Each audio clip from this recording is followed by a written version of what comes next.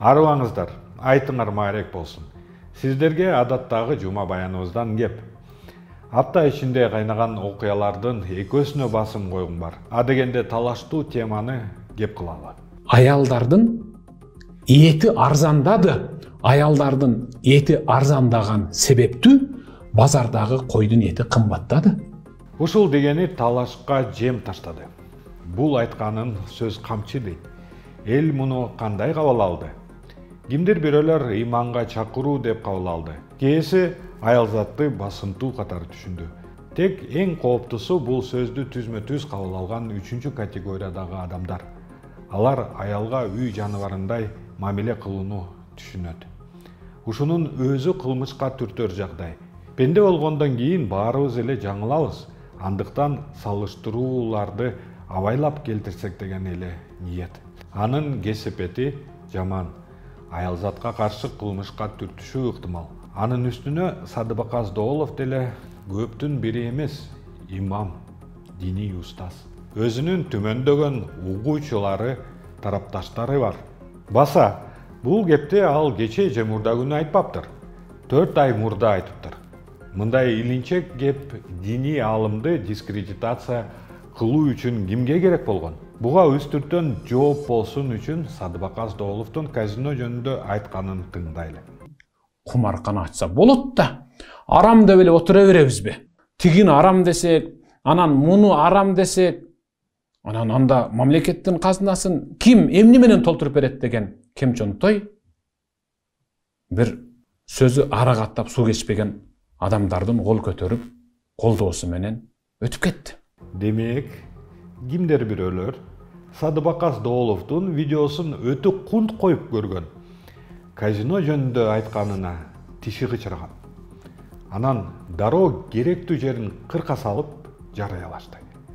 Бир ок менен 2 коёнду жайлаш үчүн.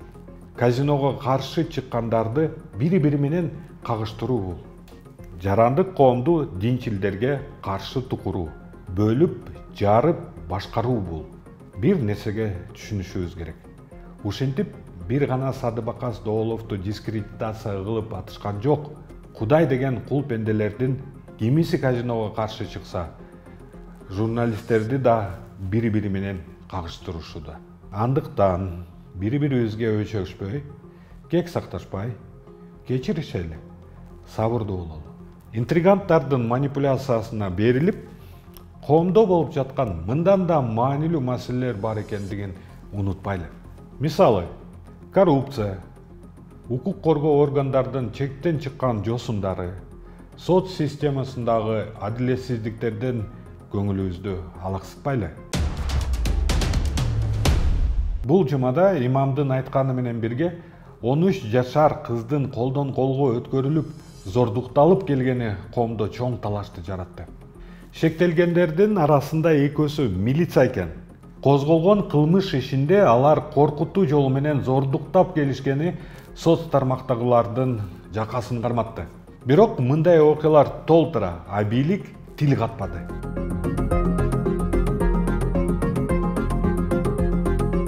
Жеке пикиримде коомдун түрдүү катмарында диалог жүргүзүү керек.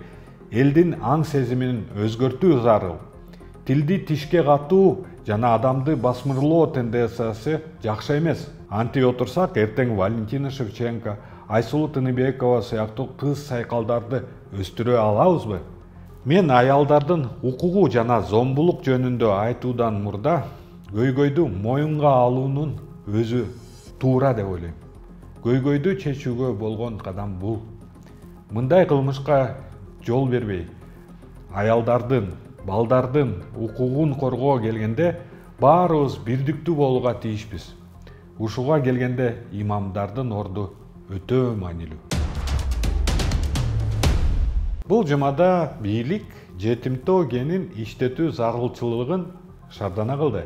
Акылбек Жапаровдун айтымында ишке чечкиндүү шымаланып калышыптыр. Айтканда да мамлекет генди өзү иштетип, эч кандай экологияга зыяны болбойт деп ынандырууда. Бирок өкмөткө ишенип болбойт. Анткени буга чейин деле Fortescue деген австралиялык ири компания келип, так ушу темиргенин иштетүүгө кызыктар болгон. Ушул эле компания Кыргызстан менен өнөктөштүк меморандумуна кол коюшкан. Бирок маалымат булактарына караганда жетимтоо генин иштетүү боюнча меморандумдун долбоору да бар экен. Мага оперативдүү тааныштарым аркылуу маалыматтар келди. Сени дагы бийлик эптеп бир зат жепке таап, күрчөк илип камаш керек деген маалыматтар болгонун мага айтып жатышат. Бул жетимтоо генин иштетүүгө каршы чыккандардан.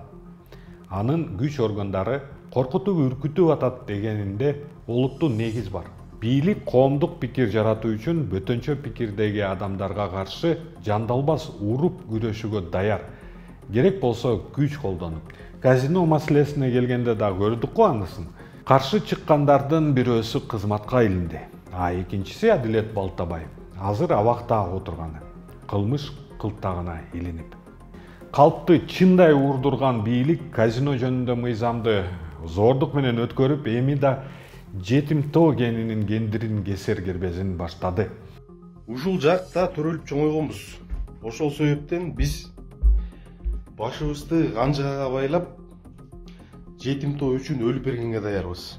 Менимче, коомдун башын айлантып, элден маалыматты жаап, жашырып, тыйып, сын айткандарды куугунтуктоого алган бийлик опурталдуу оюнду баштап алды. Арты жакшы болбойт. Айтарыбыз ушу. Бүттүк. Урматтуу тилектештер, биздин Patreon'го жазылууну унутпаңыз. Сиздин колдооңуз биздин иликтөөчүлөргө чоң жардам.